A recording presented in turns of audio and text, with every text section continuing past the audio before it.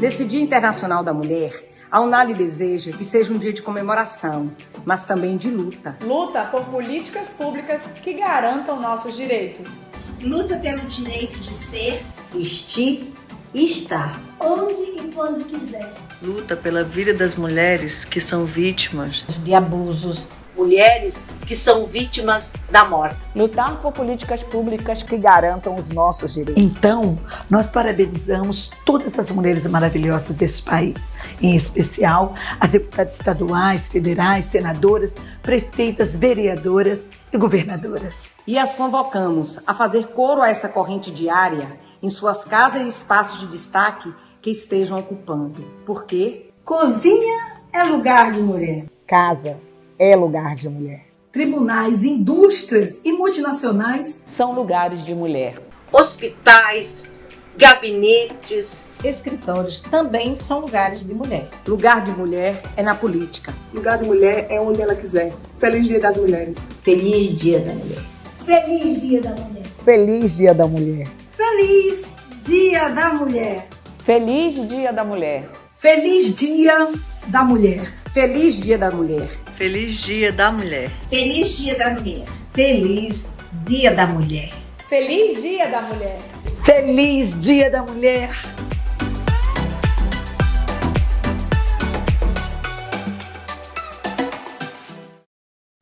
Olá! Esse é o terceiro webinar da Semana da Mulher na Unali. Nos 2 primeiros programas, tivemos a oportunidade de entrar em contato com a visão da presença da mulher, ocupando espaços políticos, como deputadas e prefeita. Foram conversas altamente enriquecedoras e cujos vídeos estão disponíveis nas mídias sociais da Unali e das convidadas participantes. A trajetória da mulher conquistando espaços de liderança política é algo muito relevante, pois representa o nosso olhar sobre a sociedade e seus problemas. Hoje queremos ampliar um pouco esta visão, trazendo outras dimensões que também valorizam a vida das mulheres, de um modo geral, com seus desafios de múltiplos papéis. Para isso, nós temos uma convidada especial, Kátia Kubel, e também recebemos perguntas de outras mulheres que se destacam, vivendo seu dia a dia em diversas atividades. Jornalista, atriz, escritora, corretora de imóveis e professora. São nossas convidadas com perguntas que serão debatidas aqui. Iniciamos, então, apresentando nossa convidada, Kátia Kubel. Sua formação: jornalista pela Faculdade de Comunicação Social Caspar Libero, mestre em neuromarketing pela Universidade Internacional de La Rioja, Campus México, pós-graduanda em comportamento não verbal e detecção de mentiras pela Universidade à Distância de Madrid.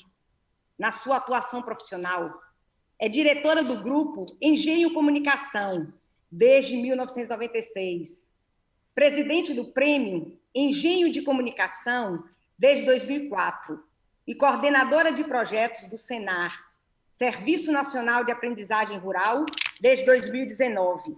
Atuou como jornalista na Folha de São Paulo, Revista Caras e outras publicações.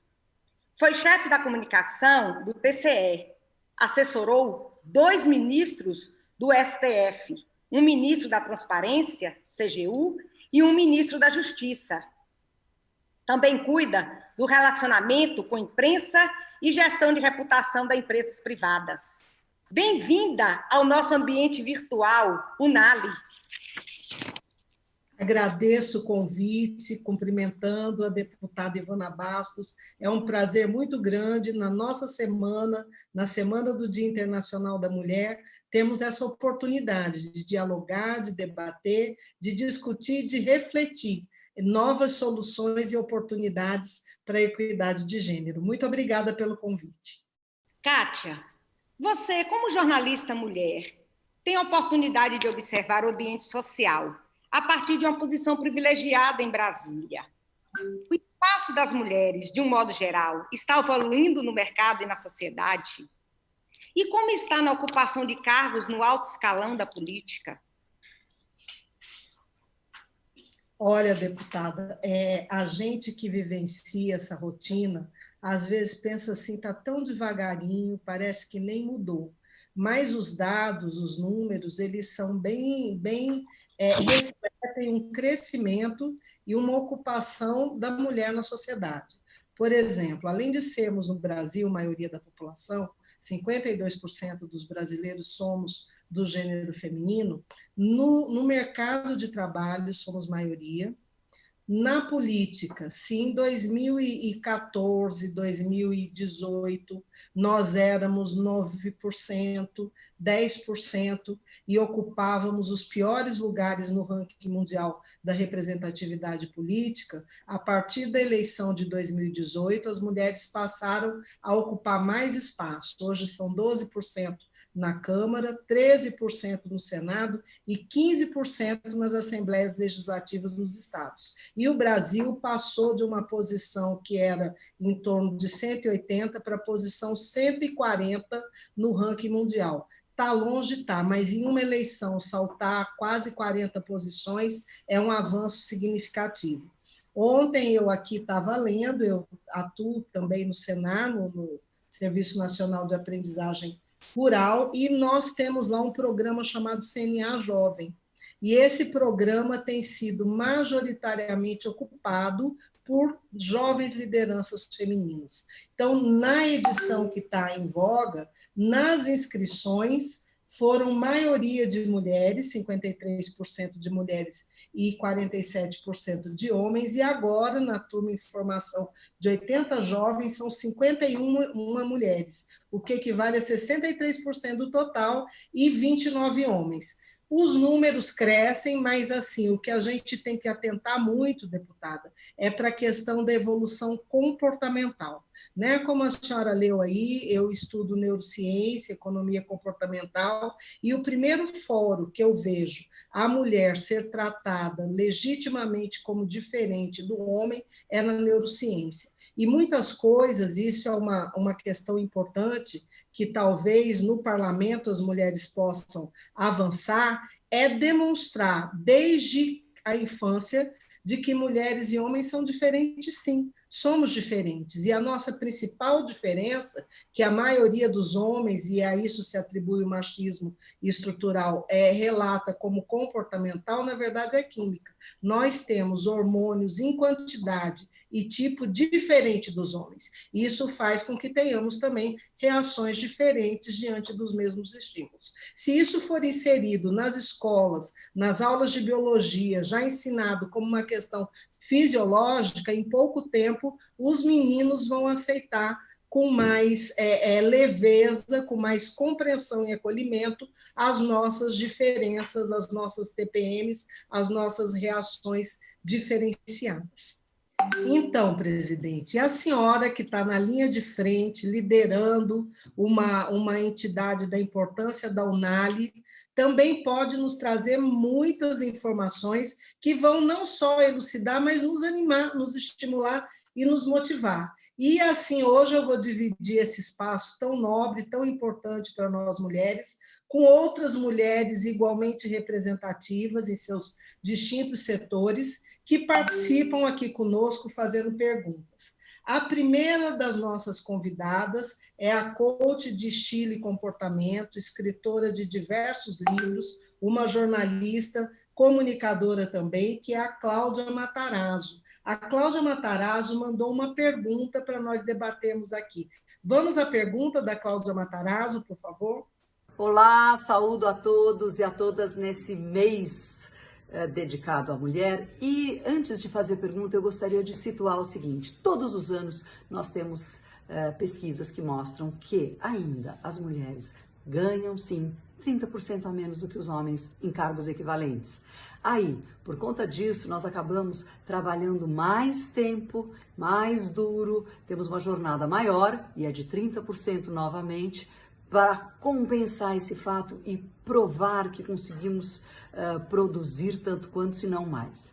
E para completar, durante a pandemia, houveram várias matérias sobre isso, as mulheres tiveram perdas financeiras e emocionais maiores do que os homens de uma forma geral. Como é que a gente faz um conjunto de leis práticas eficientes e que resultem na reversão desse quadro quase que imediatamente, a curto prazo pelo menos. Que tipo de leis que seriam eficientes para reverter isto mais rapidamente do que tem sido feito? Em relação à remuneração média de trabalho, realmente, as mulheres recebem cerca de 3/4 do valor dos homens. Os estudos do IBGE já apresentam isso, né? Já apresentam essa grande disparidade. Os dados indicam que o rendimento é maior na categoria de ensino superior completo, que em relação às mulheres, elas recebem cerca de 63,4% em relação aos homens. Isso são dados de 2016. Na estrutura salarial do setor público, essa disparidade não pode existir, uma vez que os cargos têm titularidade e natureza de igualdade, de modo universal, ocupado por concurso, e não há diferença salarial de gênero. No setor privado, nas casas legislativas, que é o nosso caso, não tem alcance para regular, não podemos normatizar as relações de trabalho. Essa é uma tarefa federal. Mas é sempre importante uma sugestão como essa de análise, se há alguma medida legislativa que possa contribuir para reduzir essa desigualdade. Nós somos, todos os cargos de poder que mulheres ocupam, a gente vê os resultados positivos. Nós ainda somos minoria também em várias esferas de poder. E eu acho que com a participação da mulher, o resultado positivo no seu trabalho, a gente vai alcançando, a gente vai diminuindo esses resultados. Que é preciso, sim, é preciso ter políticas públicas, é preciso que a Câmara Federal debata e é preciso que nós, mulheres, podemos brigar, gritar e exigir essa igualdade. No meu primeiro emprego aqui em Brasília, deputada, eu era o segundo pior salário na empresa onde eu trabalhava, e o pior salário era igualmente de uma mulher.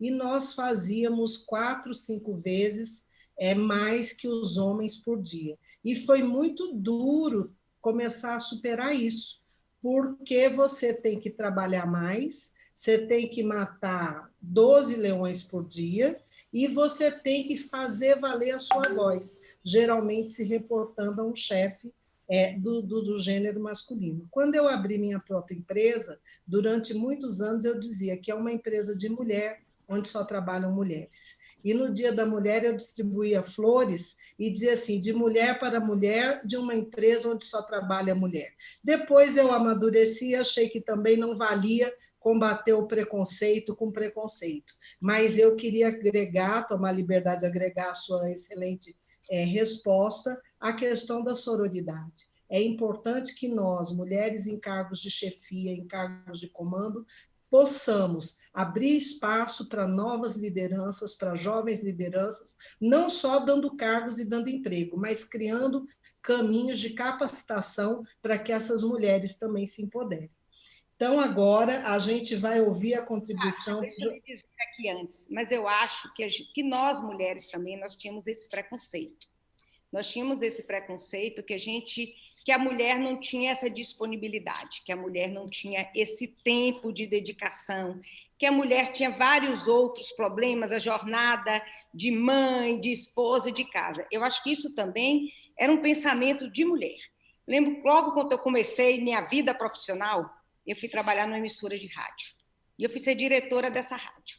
E diziam o seguinte, mas como? Ela não vai ter tempo de estar aqui toda hora, ela não vai ter tempo de estar aqui porque tem filho, tem casa, isso e aquilo. Mas o tempo tinha, porque eu estava lá toda hora e também o tempo era aproveitado. Então, eu acho que a gente, ao longo do tempo, a gente está mudando isso também, porque nós, mulheres, nós tínhamos esse preconceito com nós mesmos. Certo? Eu acho que a gente está mostrando que nós somos capazes, que nós podemos sim. Nós podemos, eu costumo dizer que eu não quero 1 milímetro a mais de direito, mas também 1 milímetro a menos também não. Eu uso uma frase parecida. Eu digo que eu não quero tomar nada de ninguém, mas o que é meu eu quero 100%. Vamos trazer agora o comentário, a pergunta da jornalista Basília Rodrigues, que é uma das analistas de política da CNN. Oi, tudo bem? Minha dúvida é saber um pouco da experiência das mulheres no meio legislativo quanto ao jeito de agir, de se vestir, de se maquiar, né? Se essas questões estéticas acabam sendo um tipo de empecilho para o cumprimento das funções como parlamentares. Sempre tem alguém nos dizendo, né, como se vestir, como se maquiar, se não cabe o batom vermelho ou cabe, né? O que a gente pode fazer no ambiente de trabalho ou não. Mas é bem que nós temos hoje nós temos menos mulheres no legislativo. E a nossa aparência física, eu acho que é muito triste, mas acaba se destacando mais até do que a nossa competência. Às vezes a gente ouve comentários até da nossa aparência física, elogios da nossa aparência física e poucos elogios da nossa competência. Agora, você precisa ter uma postura firme, você precisa ter a consciência do seu trabalho. Não é seu corpo, não é se você é gorda, se você é magra, se você usa batom vermelho, se você não usa, é que vai dizer, é que vai lhe definir, mas sim o seu propósito ali dentro do parlamento. Eu falo que a mulher, ela não é a roupa dela, não pode dizer, não pode julgá-la. Certo? Não pode julgá-la. Eu acho que a gente precisa... Eu gosto de vestir bem, eu me aceito, eu me encorajo, mas isso não muda a minha vida, isso não muda meu papel de parlamentar, isso não muda. A mulher, por si só, ela é muito vaidosa, né? Ela já tem a sua vaidade, mas eu acredito que na minha pessoa, não muda, mas em muitas mulheres eu vejo que a aparência, que às vezes até o respeito vem através da aparência. E isso não é bom, isso é triste. Essa é uma questão que parece ser tão simples e, no fundo, ela é até mesmo polêmica, né, deputada Ivana? Por exemplo, uma das estratégias, uma das técnicas de persuasão que fala direto ao cérebro de todos nós seres humanos é a aparência e a beleza. Então, você está mais bem vestida, mais produzida, independente do gênero, isso serve para homem e para mulher, de se apresentar assim, e serve para homem e para mulher de receber essa informação e reagir, isso faz com que a pessoa tenha mais autoridade. Isso é um estudo neurocientífico.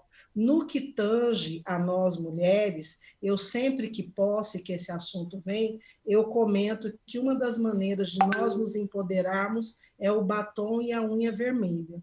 Por quê? Porque enquanto mulher, mimetizar, imitar o código masculino no comportamento, na aparência, no jeito de se vestir, no jeito de se expressar, essa mulher não ajuda o empoderamento feminino. Essa mulher, ela vira uma caricatura de uma mulher e ela não atrai o apoio, o suporte e menos ainda o voto de outras mulheres. Há uns 2 ou 3 anos eu tive a oportunidade de participar no Superior Tribunal Militar de um debate sobre o Dia da Mulher, com várias mulheres muito importantes, inclusive ministras de Estado, ministras de tribunal, e eu fui intencionalmente com cabelo crespo, uma saia verde, uma blusa pink, aquele estilo color block, sandália com os dedos de fora, eu sempre uso esmaltes vermelhos e amo meu batom vermelho e minhas pérolas. E lá eu questionei, porque mais de metade das palestrantes, éramos 9, elas estavam num dress code que é muito masculino, que é o taieiro, o blazer, a cor lúgubre, o cinza, o preto, o branco, cores muito neutras. E isso é uma imposição social, né? A gente fala que vai se vestir para o poder fazendo isso. E isso é uma coisa para todos nós refletirmos. Até que ponto o código masculino na política nos empodera ou nos afasta de termos, de fato, poder. Eu também sou adepta ao batom vermelho. Eu brinco muito, teve aquela novela da Globo que a Regina Duarte era a viúva porcina, que ela dizia, cheguei. E eu gosto muito do cheguei, do pink também. lindo, colorido. Olha, estou sem esmalte hoje porque eu estou em plena pandemia, estou no interior e eu falo, olha, está faltando alguma coisa. E eu acho que é isso, sim. Eu acho que a mulher, quando ela chega, o batom vermelho, eu acho que ela empodera muito e mostra, sim, o nosso diferencial, mostra, sim, que nós podemos ser belas e podemos ser capazes, podemos dirigir e sem mudar a nossa aparência. Não é porque você tá com uma roupa, tá com um cabelo mais à vontade, porque você tá com a roupa mais despojada, que você não pode estar na direção de uma empresa, que você não pode estar no parlamento. Acho que tudo com respeito, com postura, vale e vale muito. E assim como mulher, o lugar de mulher é na cozinha, é na ciência, é em onde ela quiser, a nossa vestimenta também é critério de cada um. Né? Se eu gosto de saia e não gosto de calça, quem gosta de calça tem todo o direito de vestir de calça onde quiser. Mas o importante é a gente assumir o nosso eu, a nossa própria persona, para ocupar o nosso espaço e exercer o nosso papel. Eu vou convidar agora para participar aqui conosco a educadora, neuropsicopedagoga Flávia Lira, e ela traz um olhar muito interessante porque ela é educadora de crianças na rede pública de ensino. Bem-vinda, professora Flávia Lira. Eu gostaria de saber se existe a possibilidade de elaborar propostas para poder combater o machismo nas crianças, desde pequeno, nas escolas, e ensinar as meninas a não aceitarem o machismo, a se defenderem, a falarem, não, eu não mereço isso, eu não preciso passar por essa situação. E, claro, combater também a violência doméstica e o feminicídio que só está crescendo no Brasil. Olha, nesse caso, não há como impor penalidades normativas menores de idade. Mas, assim, a gente dizia no começo desse nosso bate-papo, quando a Kátia se apresentou, da diferença da mulher. Se a gente começasse lá na escola, lá logo que a gente chegasse na escola e começasse a mostrar a diferença do menino e da menina, dos hormônios, do que move as meninas, os meninos já começavam desde pequenininho respeitando as meninas. Se a gente tivesse a consciência, os pais, de que o filho e a filha merecem o mesmo tratamento, que o filho precisa ter o respeito com a irmã, o irmão, a gente pode sim mudar muito. Isso tem que começar lá de pequenininho, mostrando que somos iguais e que temos a mesma participação e que precisamos sim, somos iguais nos direitos. Agora somos totalmente diferentes. Meninos são totalmente diferentes de meninas. Os hormônios das meninas movimentam muito. A menina em si, ela tem um dinamismo e que ela precisa se soltar também. Ela não pode ficar atrás do coleguinha, atrás do menino ali na escola. Ela precisa estar ao lado do coleguinha. E nós temos aqui na Assembleia Legislativa protocolado muitos projetos de leis já atendendo a causa feminina. Nós solicitamos aqui também a inclusão de noções básicas da Lei Maria da Penha como conteúdo programático oficial no Estado da Bahia, para o ensino fundamental e ensino médio do Estado, onde a gente tenha essa matéria que apresenta pelo menos os conteúdos básicos da Lei Maria da Penha. Eu acredito muito que o papel do parlamentar em elaborar legislações como forma de buscar os direitos da mulher, como forma de diferenciar a parte feminina é muito grande. Aqui no Legislativo Baiano, nós temos um trabalho muito grande em relação a isso. Nós temos uma comissão de mulheres, nós somos 10 mulheres, a Casa das 10 Mulheres. São 63 deputados no total, e somente 10 mulheres. E eu tenho o orgulho e a alegria de ser autora da Lei 14.278, que obriga os condomínios residenciais do Estado da Bahia a comunicarem ocorrência de casos de violência doméstica e familiar contra mulheres, crianças, adolescentes ou idosos. Na Bahia, hoje, já é lei. Também eu sou autora da Lei Complementar número 44/2018, que impede que condenados por crimes de feminicídio ou contra mulheres em situação de violência doméstica e familiar sejam admitidos em cargos públicos. No estado da Bahia, condenados por feminicídio são banidos do serviço público. Então, a gente tem trabalhado, a gente tem feito os nossos projetos de lei, a gente tem assegurado esse direito à mulher. E a criança, nós temos buscado muito isso, nós temos buscado muito a sensibilidade, já em oficinas de trabalho, em jornadas pedagógicas, a gente tem discutido muito que essas noções básicas, que precisa ter a igualdade entre o menino e a menina, que a gente precisa começar lá da infância a mudar essa diferença que é tão gritante entre o homem e a mulher, onde essa diferença só vem para nos diminuir, essa diferença só vem para nos isolar e para nos, como é que eu posso lhe dizer, essa diferença que vem para nos deixar bem menor. E nós não somos, nós somos bem maiores do que vocês podem imaginar. Nós somos guerreiras, nós somos mães, nós somos esposas, nós somos mulheres. E isso é muito gratificante.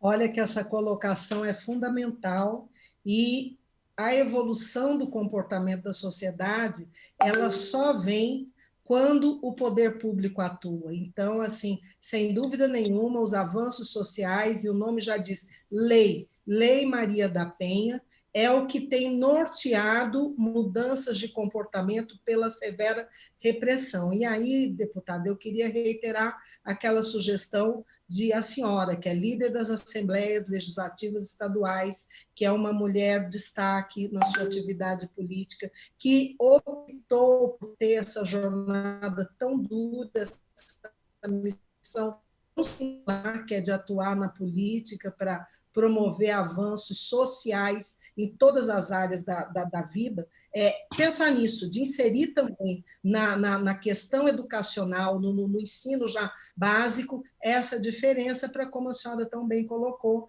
que os meninos já respeitem as meninas desde muito criança, porque as diferenças são todas contra a gente, de fato.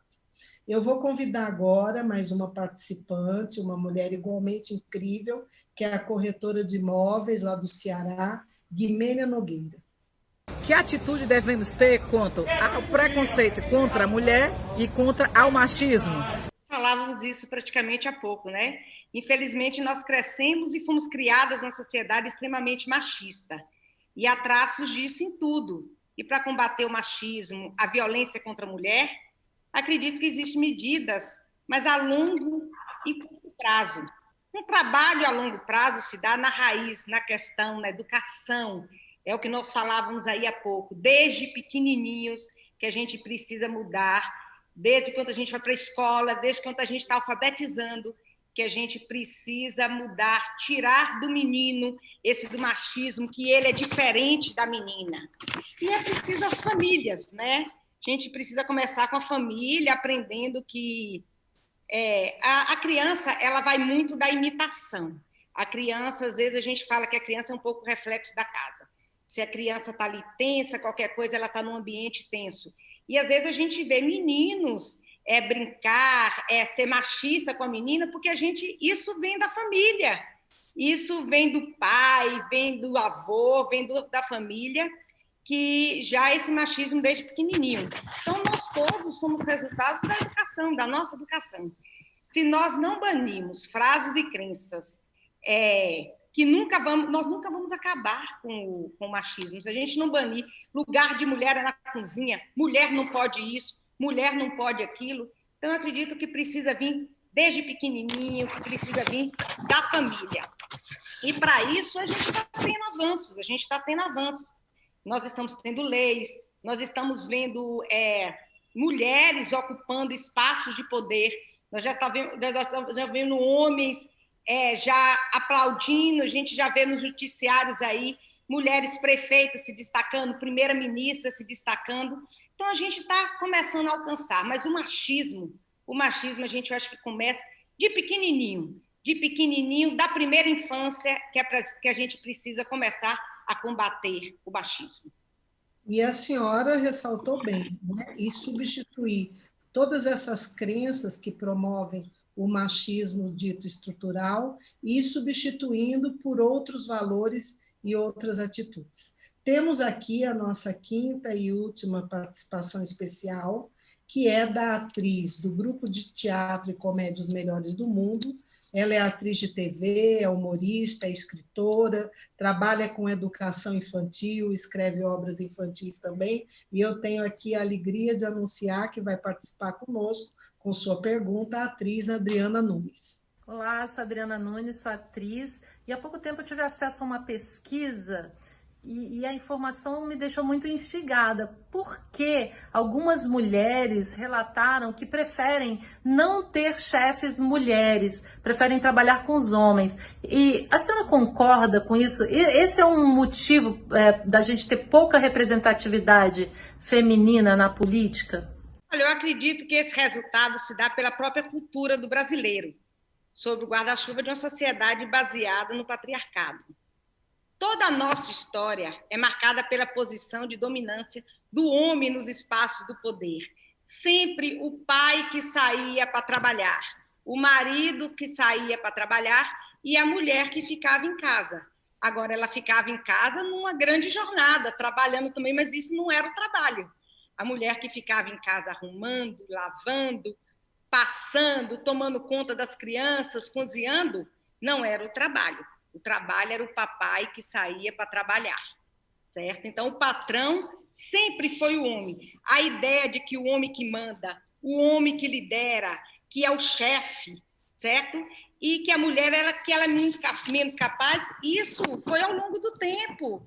Isso veio ao longo do tempo na sociedade e, desse modo, nós mulheres fomos ensinadas ao longo do tempo que eram os homens que eram os patrões.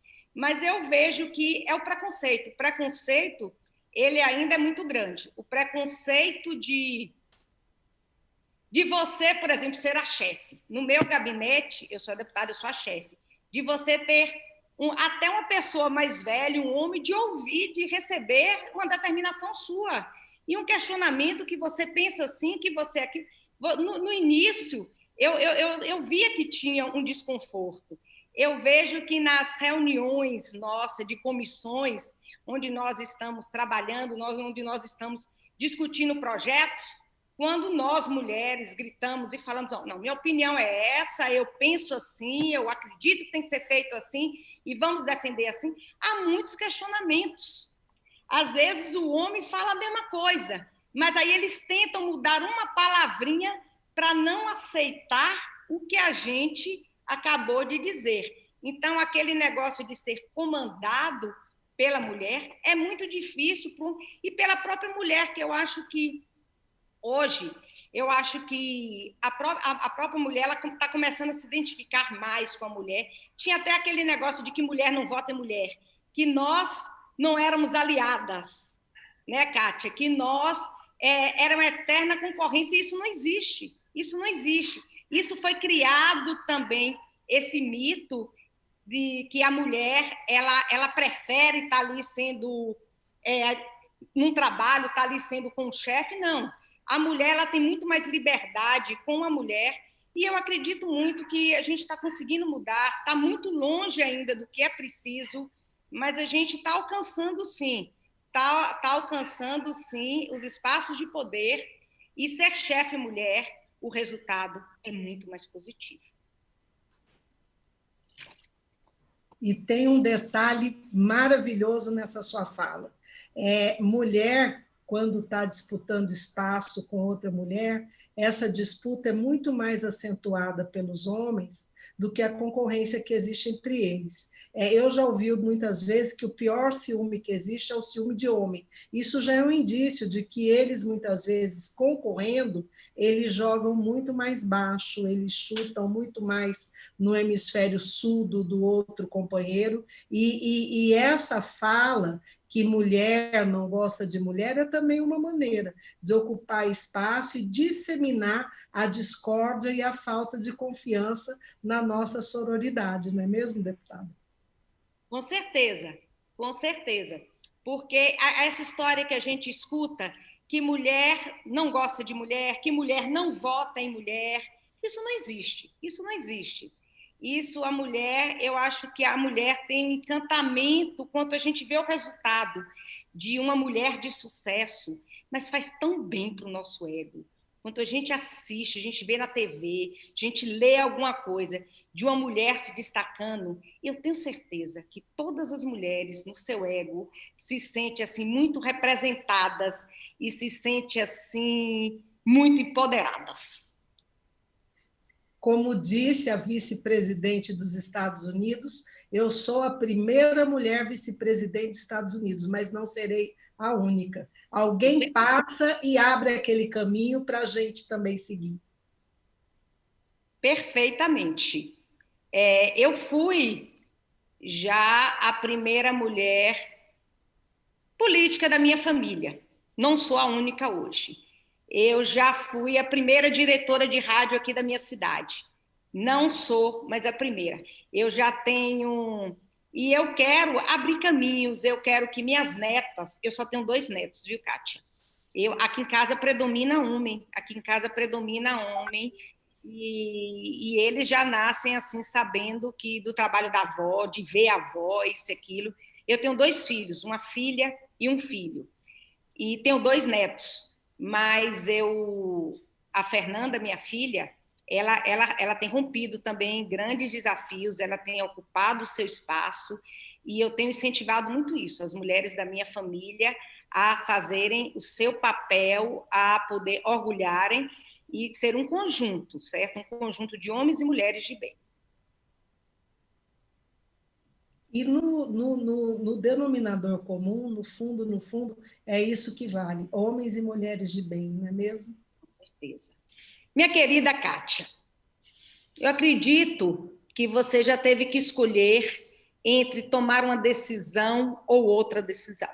Que você teve que escolher fazer aquele curso ou não. O fato de você ser mulher dificultou ou contribuiu para você tomar alguma decisão de um determinado assunto, de um determinado estudo?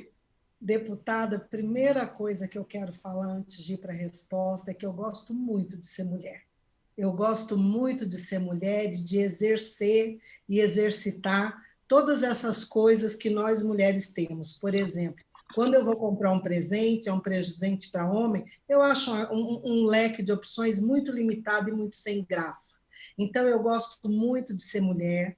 Eu me encontrei muito na maternidade, que foi um fato muito surpreendente para mim. Eu organizava a minha vida até então para priorizar o lado profissional e não ter filhos, e isso, de repente, a minha vida mudou. Eu pude planejar uma gravidez e tenho uma filha linda, que mudou minha vida completamente, e eu tenho feito muito essa pregação para mulheres muito reconhecidas profissionalmente. É possível conciliar, não é necessário abrir mão.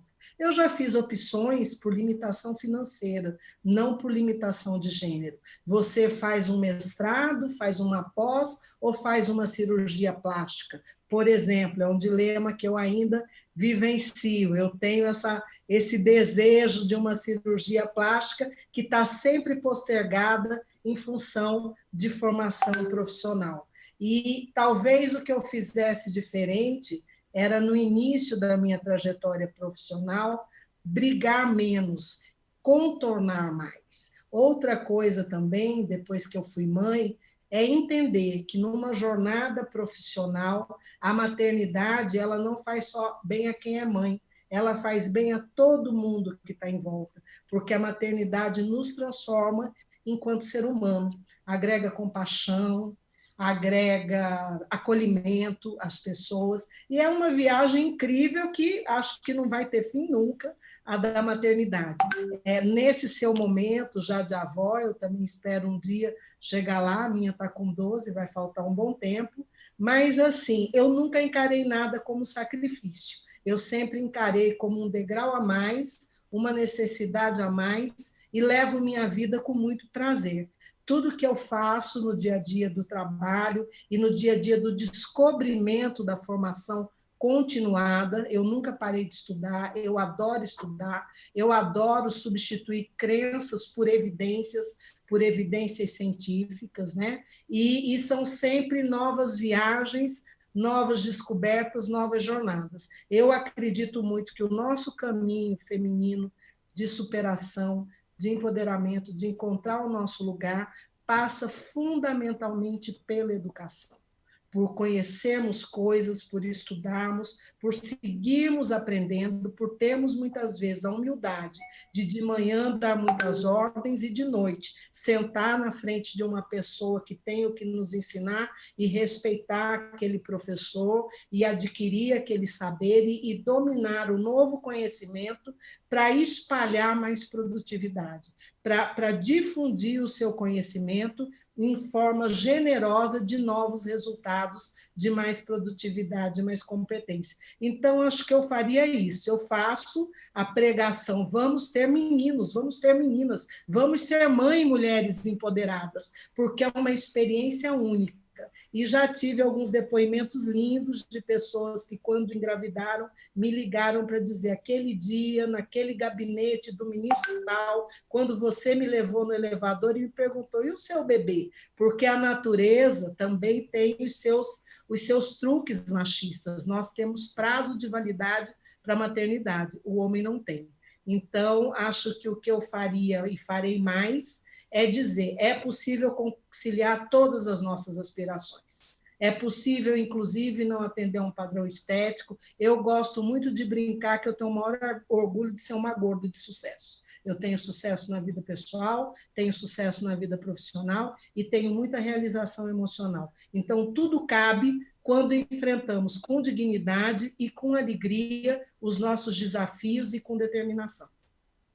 E aí a nossa autoestima vai lá para cima.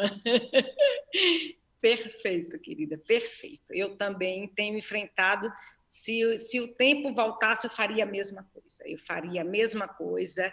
Eu tenho dedicado tudo que eu posso, eu tenho tido uma persistência muito grande para alcançar